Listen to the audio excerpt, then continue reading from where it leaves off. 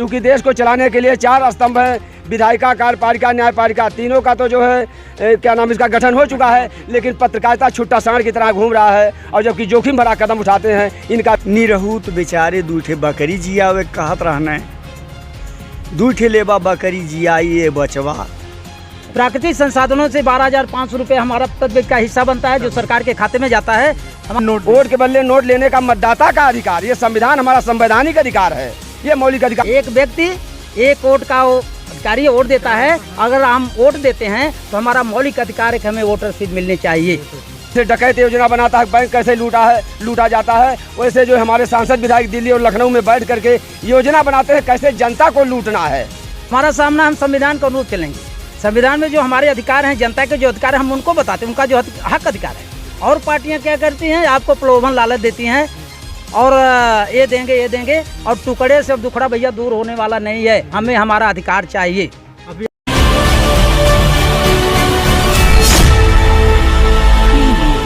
ये उत्तर प्रदेश है और उत्तर प्रदेश का ज़िला आजमगढ़, और जहां से विधानसभा अभी हाल ही में चुनाव बीता है, लेकिन अब लोकसभा की बारी है, वो भी उपचुनाव की, क्योंकि 3 साल रह करके अखिलेश यादव जो पूर्व सीएम रहे हैं यहाँ से हट गए और करहल से विधानसभा चुनाव जीत करके वहाँ विधायक बन गए।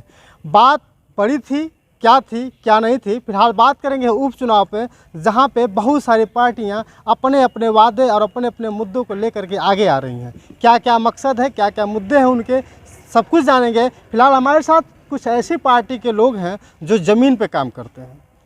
मौलिक अधिकार पार्टी क्यों बनी, इसके लिए क्या क्या मकसद रहा है, इसी में थोड़ी सी चर्चा करेंगे। और सर 3 उंगली दिखा रहे हैं, इसका भी मकसद जानने की पूरी तरह से कोशिश करेंगे। सबसे पहले आप लोगों को एक सौ स्वागत करते हैं।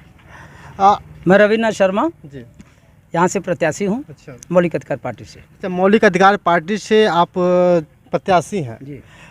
मन कैसे बना कि आपको चुनाव लड़ना है और क्या किस मुद्दे को लेकर चुनाव लड़ रहे हैं? देखें, देश संविधान से चलता है और देश को आज़ाद हुए करीब 75 साल हो गए। बाबा साहब ने संविधान में जो मौलिक अधिकार दे दिया, जनता के जो अधिकार दे दिए हैं, आज तक कोई भी पार्टी उसको लागू नहीं की, न तो जनता को बताई। तो हमारी पार्टी उन मौलिक अधिकारों की बात करती है, जनता के हित की बात करती है कि संविधान को लागू किया जाए और जनता का उसका जो न्याय संगत हित था उसको मिलना चाहिए। जिस तरह से आप प्रत्याशी हैं, देखा जा रहा है कि सारी पार्टियां अपने अपने वादे कर रही हैं कि मैं इसका यह काम करा दिया हूं। अभी आपके सामने निरहुआ हैं, आपके सामने जो है कि जमाली जी हैं, आपके सामने और बढ़िया नेता हैं, धर्मेंद्र यादव जी भी हैं। तो क्या कैसे किस तरह से सामना होगा आपका? हमारा सामना हम संविधान के अनुरूप चलेंगे। संविधान में जो हमारे अधिकार हैं, जनता के जो अधिकार है हम उनको बताते हैं, उनका जो हक अधिकार है। और पार्टियां क्या करती हैं, आपको प्रलोभन लालच देती हैं और ये देंगे और टुकड़े से दुखड़ा भैया दूर होने वाला नहीं है, हमें हमारा अधिकार चाहिए। अभी आप 3 उंगली बार दिखा रहे हैं, इसका मकसद क्या हुआ? 3 आज तक लोग 2 उंगली दिखाएं, आज हम 3 उंगली दिखाते हैं। तो इसमें है 1 मैन 1 वोट, एक व्यक्ति एक वोट का अधिकारी वोट देता है, अगर हम वोट देते हैं तो हमारा मौलिक अधिकार है कि हमें वोटरशिप मिलनी चाहिए। प्रति व्यक्ति का प्राकृतिक संसाधनों से 12,500 रुपये हमारा प्रति व्यक्ति का हिस्सा बनता है जो सरकार के खाते में जाता है। हमारी पार्टी कहती है प्रति व्यक्ति जब 18 साल उम्र होती है तो उसको 4,000 वोटरशिप मिलनी चाहिए। ये हमारी लड़ाई।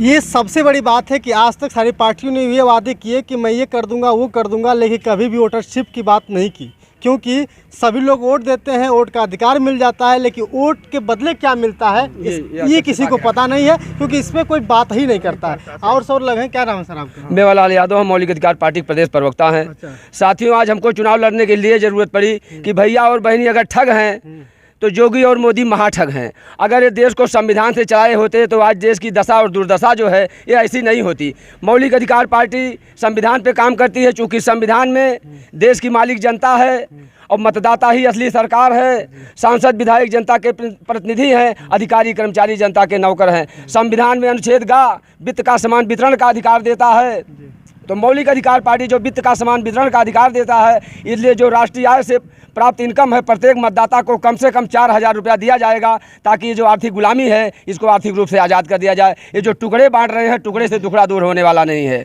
ये तो रहे आपके मुद्दे, लेकिन फिलहाल जिस तरह से हमारे देश में व्याप्त है कि कहीं लड़ाई हो रही है, कहीं महंगाई हो रही है, कहीं धरना प्रदर्शन किया जा रहा है, इतना तक कि जो भी सरकारी चीज़ें हैं उस पर भी सारे युवा टूट पड़ रहे हैं। इसके मामले में क्या कहें? साथियों, ये जो योजना बना करके योजनाबद्ध तरीके से पूरे देश को लूटने का काम किया जा रहा है। जैसे डकैत योजना बनाता है, बैंक कैसे लूटा जाता है, वैसे जो हमारे सांसद विधायक दिल्ली और लखनऊ में बैठ करके योजना बनाते हैं कैसे जनता को लूटना है। लेकिन मौलिक अधिकार पार्टी योजना पे ना काम करके उसके अधिकार पे काम करती है। जो उसका सम्मान और अधिकार है वो देने का जो है उसका इरादा है और दृढ़ संकल्पित है। मौलिक अधिकार पार्टी में इसमें क्या क्या उद्देश्य हैं इसके? मौलिक अधिकार पार्टी का मेन उद्देश्य है सम्मान और अधिकार दिलाना। चूँकि अधिकार जब मिल जाएगा सम्मान अपने आप जो प्राप्त हो जाएगा। मौलिक अधिकार पार्टी का मेन जो है, अधिकार में कौन कौन सा अधिकार शामिल होगा? मौलिक अधिकार में जैसे वोट के बदले नोट लेने का मतदाता का अधिकार है, पहले शामिल किया जाएगा। ताकि वोट के बदले नोट लेने का मतदाता का अधिकार, ये संविधान हमारा संवैधानिक अधिकार है। ये मौलिक अधिकार पार्टी का पहला वादा है।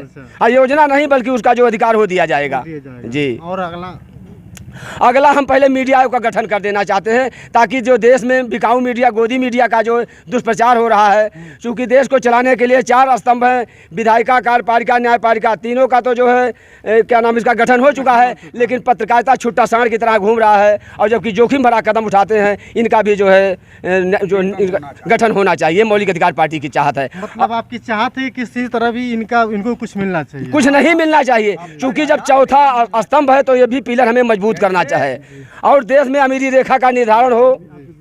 अभी जिस तरह से आप लोग चुनाव लड़ रहे हैं, अभी आपके सामने निरहुआ हैं जो कहते हैं कि नहीं, हम सत्ता में न रहते हुए भी, सांसद ना रहते हुए भी हम आजमगढ़ की बहुत सारे काम कर दिखाए हैं। ऐसा है, निरहू तो बेचारे दूठे बकरी जियावे कहत रहना है।